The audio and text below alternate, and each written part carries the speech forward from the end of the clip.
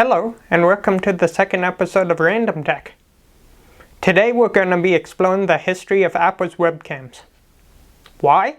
Because it's random. In February 1995, Apple released their first webcam, the QuickTime Conferencing Camera 100. This camera was to be part of Apple's larger conferencing collection aimed to penetrate the video conferencing market. According to Network World, when initially announced, the QuickTime Conferencing Kit, which included the camera, was to cost $200, provided you had a compatible Mac. Otherwise, Apple also offered a package deal of the conferencing kit and capable Mac computer with speakers for $6,000. At the time of release, the base kit ended up costing $289. Supported Macs included select Macintosh Quadra, Power Macintosh, and Macintosh Performer models with built-in audio-video input capabilities. The camera boosted a resolution of 542 by 492 pixels with a manual adjustment range of 2" to infinity. Like many of Apple's other products, Steve Jobs discontinued the camera in 1997 when he returned to Apple. Interestingly enough, it doesn't seem that Apple ever promoted the product too much. All I could find on the website archive was a small mention of it under their products, no direct page or anything more. Though the whole QuickTime conferencing in general was promoted more. It's also worth noting that Apple did rebrand the QuickTime Conferencing Kit to the Apple Video Phone Kit, which was essentially the same thing. I managed to purchase my kit from Yahoo Auctions in Japan for just 100 yen. It cost around another $20 to ship it over to me.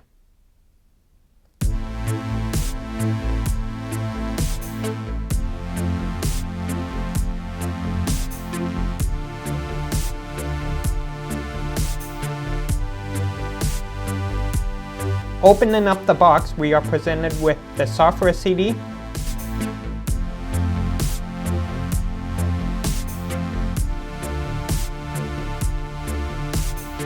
warranty agreement, and user manual.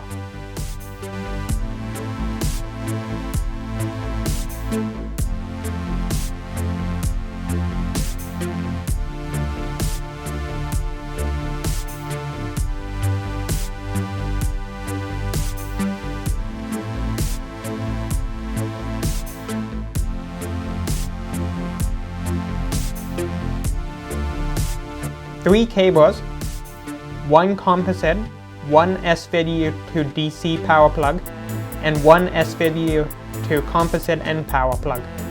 The type of cable required depends on your type of Mac and configuration.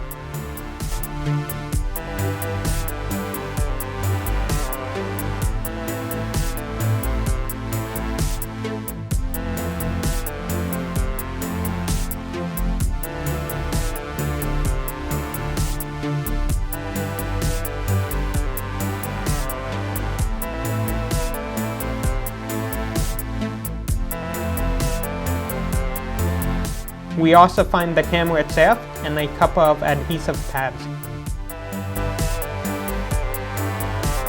This item was listed as junk from the auction, but it looks almost brand new in the box.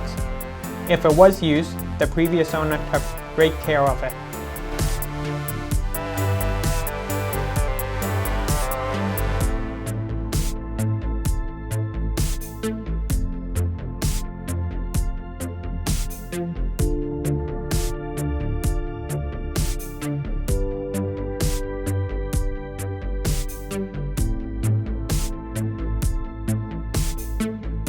The front of the camera features a manual shutter and a power LED indicator light. Turning the camera, we find a simple on-off power switch which connects to the camera shutter. On the back side, we find a iris knob for adjusting brightness, a power jack, and a standard composite video output. The other side reveals a manual focusing knob.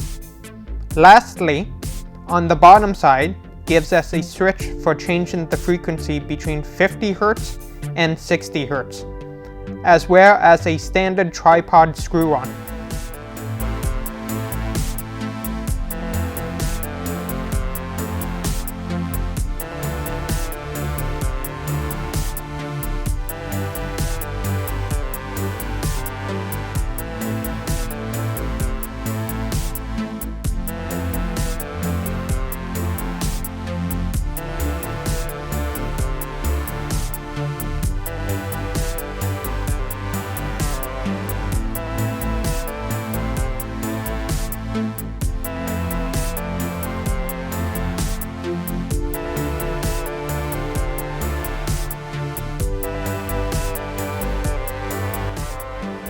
The manual goes over the various setup instructions for different Macs and gives technical details of the camera itself.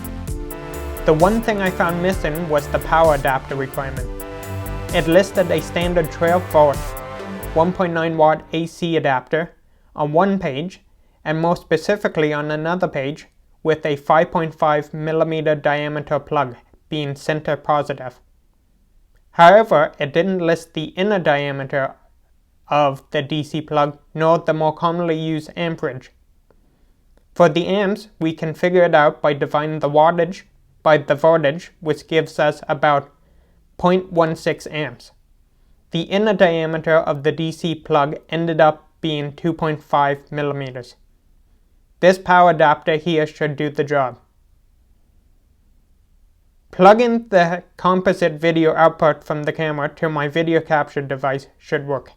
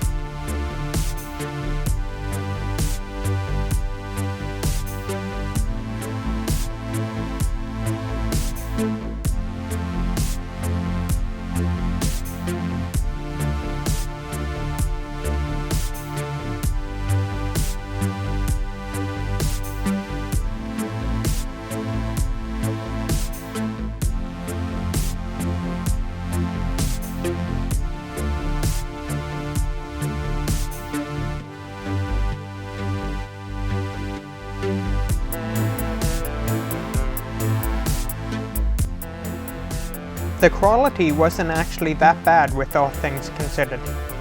However, manually adjusting the focus and brightness can be a bit cumbersome.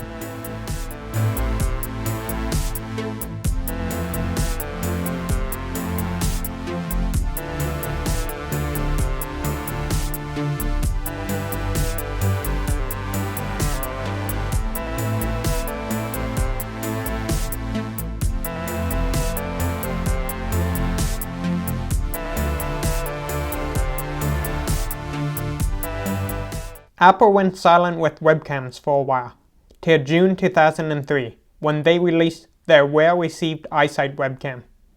iSight didn't just take videos, but also included a microphone to capture audio as well. All of this was powered and transmitted over FireWire to the host computer. The camera cost $149 upon release and had a resolution of 640 by 480 pixels, with an automatic focus range of 2" to infinity. The shutter speed was up to 30 frames per second with an image of 24-bit color. The iSight camera, while being more expensive than competitors at the time, was praised for its sleek style, built-in microphone, and automatic focus, which left many other brands far behind.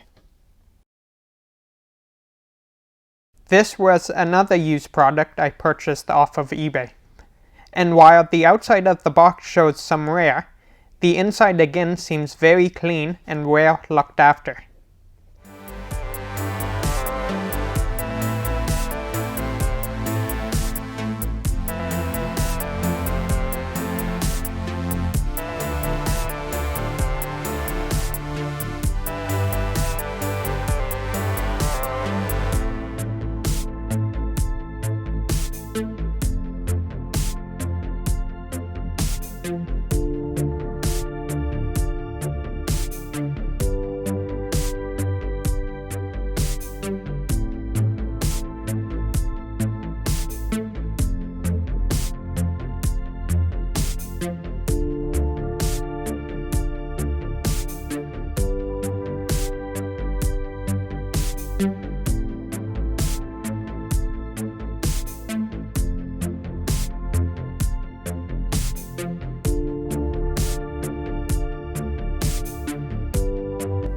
Opening the box, we find on one side the actual iSight camera, along with the carrying case.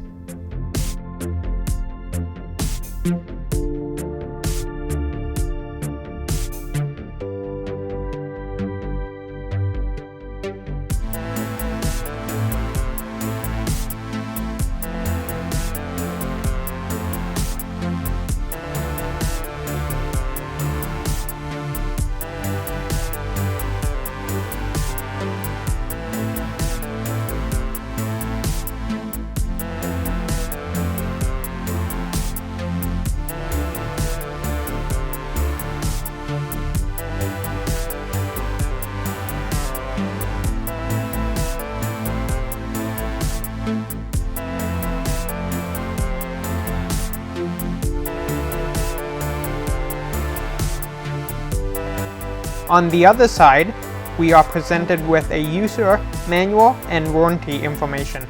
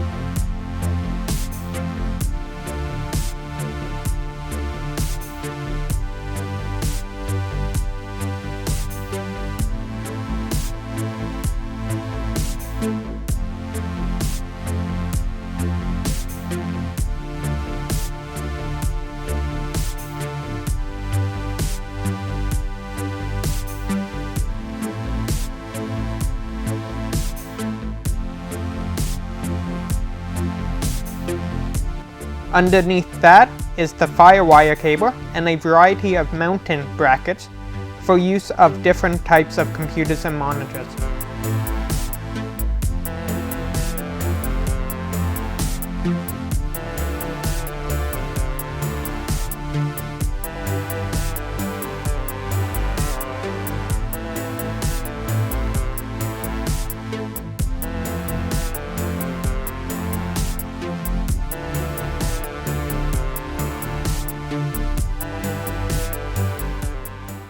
Now, I was hoping to use the following adapters to connect the camera to my MacBook Pro. However, it appears that Apple has discontinued support of the camera on Apple Silicon-based Macs. However, if you are using an Intel Mac, the camera should still work fine with the latest operating system, though an additional resource is required to get the audio part to work.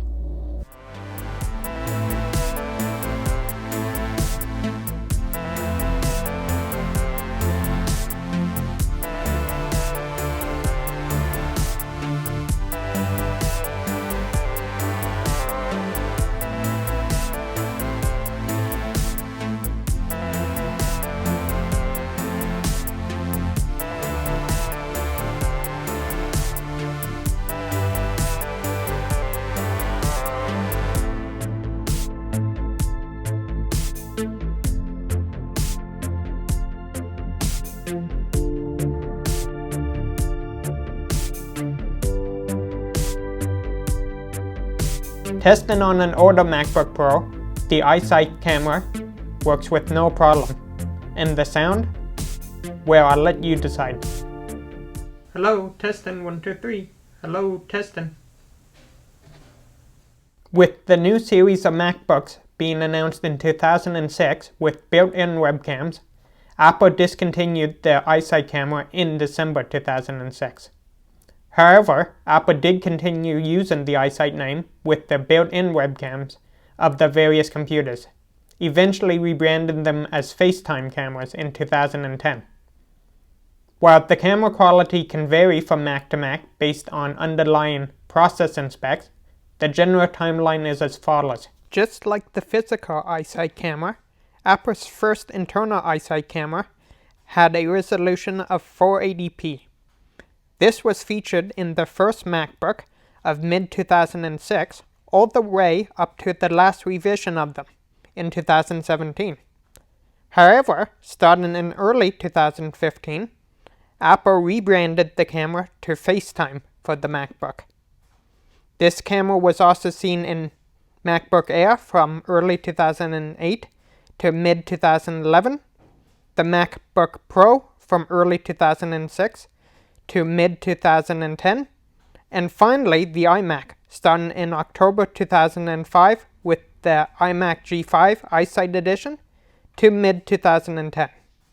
Apple then made the transition to 720p cameras, which were branded as FaceTime HD cameras, a same branding still used today. These included MacBook Air from mid-2012 all the way to the 2020 M1 revision, MacBook Pro from early 2011 to the 13-inch 2020 and 2022 M1 and M2 revisions, iMac from mid-2011 to 2019. It's also important to note that with the latest editions of the above marked with an asterisk, Apple now includes an advanced image signal processor with computation video to improve quality. Finally, the most current resolution Apple offers is 1080p in their 2022 M2 MacBook Air, 14-inch and 16-inch MacBook Pro from 2021 and 2023, iMac from 2021, and the previously offered iMac Pro from 2017. Again, besides the iMac Pro, all other listed computers have an advanced image signal processor. Apple also has made various monitors over the years with built-in webcams, but they are more or less the same as the before mentioned. Now, let's compare all these various cameras. For this, I will be displaying a camera test chart on my TV, followed by 2 short video clips. Each camera will record the screen to the best of its abilities, with the addition of my Canon 90D, which I use to record my main videos in 4K. I had a bit of difficulty trying to line up the cameras, especially the MacBooks, but I think I got pretty close. You can see here I am trying to manually adjust the QuickTime camera for the clearest picture.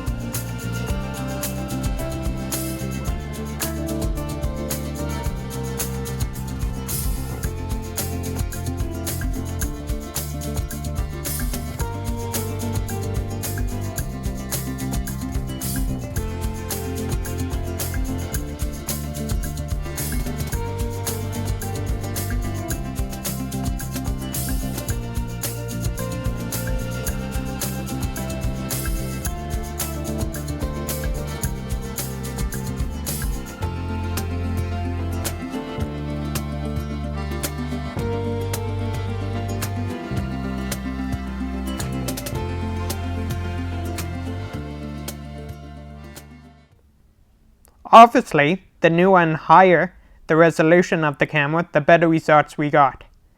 But it was fun looking through the timeline of them. So that concludes our second episode. Let me know in the comments below if you have any fond memories of any of the cameras we explored today. Thank you for watching, and we'll see you next time.